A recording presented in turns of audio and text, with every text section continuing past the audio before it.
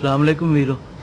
अज तो 1000 साल पहले जो बस्तियां आबाद कीतियां जांदियां सन, खास तौर पर मैदानी इलाकों से, तो टिब्बियां ते आबाद कीतियां जांदियां। टिब्बा मतलब उच्ची जगह, तो वो टिब्बियां ते आबाद कीतियां जांदियां सन। ते अज असी 1000 साल बाद भी साडा शऊर, साडे फैसला साजां दी जिहड़ी ज़हनी सलाहियत वो ये नहीं इत्थों तक नहीं अपड़ सकी जिथे प्रिमिटिव ह्यूमन जिहड़ा कदीम इंसान पहुंचा होया सी।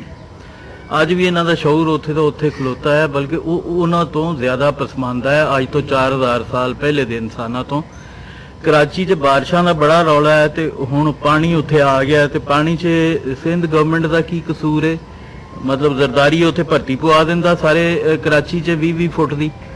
मतलब सोचण वाली गल है, कॉमन सेंस की गल है। और मीडिया जिहड़ा है वो अबू जहल की नस्ल है, पाकिस्तानी मीडिया जिहड़ा है ਉਹਦੇ ਤੋਂ कभी भी तुहानूं कोई विजडम वाली गल, कोई सेंसिबल गल कोई सुनन नूं नहीं मिलती। शायद ही कोई जर्नलिस्ट होएगा जिहड़ा कोई उत्थे गल इंज दी कर देवे, कोई जहानत वाली गल, कोई कॉमन सेंस वाली गल। गल ये वे कि हुण कराची सारा आबाद हो गया नीवीं थां ते। हुण ये फैसला साजां दा काम सी कि नीवीं थां ते कराची जिहड़ा कि समुंदर तो थल्ले, ये जो भी तुसी कराची जाओगे ना तो तुहानूं हर कराची का दूसरा कराचीएट जिहड़ा वो दसेगा कि कराची जी सतह समुंदर तो थल्ले। यार थल्ले तो कराची च उच्चियां थावां तो है ने, पहाड़ भी है ने एक साइड ते कराची दे। तुसी कराची शहर की टाउन प्लैनिंग इंज कर दे। हुण सब तो वड्डी ब्लैकमेलिंग जिहड़ी एक पोलीटिकल गवर्नमेंट वास्ते हुंदी वो हुंदी कच्चियां आबादियां दी। कच्चियां आबादियां 100% इलीगल हुंदियां ने आम तौर पर।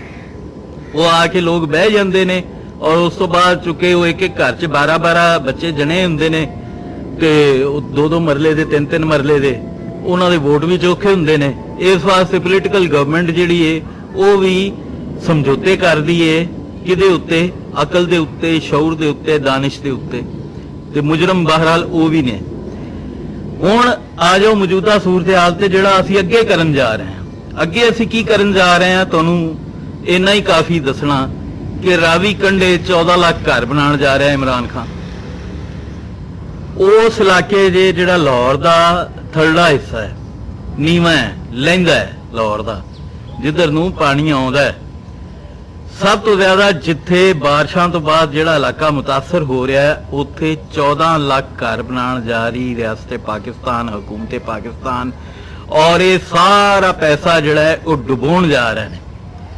रावी दरिया ते हिंदुस्तान ने बंद बनाए हुए ने, डैम बनाए हुए ने, लेकिन किसी भी वक्त अगर वो पानी छड़ देंदे ने, अपने स्पिलवे खोल देंदे ने, ते तुसी अंदाजा करो कि की बनेगा वो 14 लाख आबाद घरां दी हाउसिंग सोसाइटी का।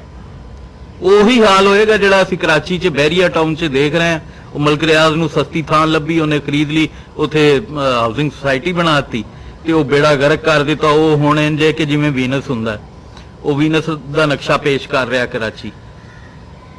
सो यही कुछ इमरान खान करन जा रहा। 14 लाख घर पहले तो लाहौर च बनाउण दी लोड़ नहीं सी। ये पूरा एक शहर, नवां शहर है जिहड़ा आबाद किया जा रहा लाहौर दे विच ही। इनू पासे आबाद किया जाता, लईए जाके किया जाता। थल दे 7 जिले मौजूद ने, उत्थे जाके आबाद किया जाता। बावलपुर तो अगे चुलस्तान के दरमियान आबाद किया जाता। किते ऐसी थां आबाद किया जाता जिथे ज़रई रकबा ना हुंदा, काबले काश जमीन ना हुंदी।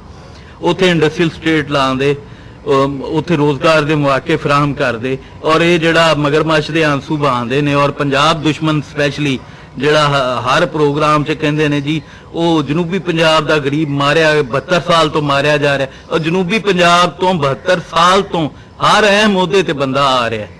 हर अहम सीट ते वजीर आजम तो लैके, सदर तो लैके, स्पीकर तो लैके, हर मिनिस्टर, हर ओहदे ते बंदा आ रहा है। और ये मुजरम असीं आ कि उत्थे डिवेलपमेंट नहीं हुई, ये उन्हां दा जुम्मा नहीं सी। ये की करते रहे? शाह महमूद कुरैशी की करता है, मखदूम की करते हैं, जवेद हाशमी हरी की करते रहे ने, गिलानी की करता रहा वजीर आजम बन के। सो ये ड्रामेबाजी खत्म की जाए, पंजाब दुश्मनी खत्म की जाए। और स्पैशली जी जिस वास्ते मैं प्रोग्राम कर रहा, ये मैं पैगाम दे रहा, सुनेहा दे रहा, वो ये है कि ये जो 14 लाख घर का मनसूबा है, इनू फौरी तौर पर कैंसल किया जाए लाहौर तो ये होर थां ते जाके बनाया जाए और हर लिहाज नाल सोच समझ के इसकी मनसूबाबंदी की जाए। ये 14 लाख 14 लाख घर बनन तो बाद किसी वक्त भी डुब सकते हैं। रब रखा।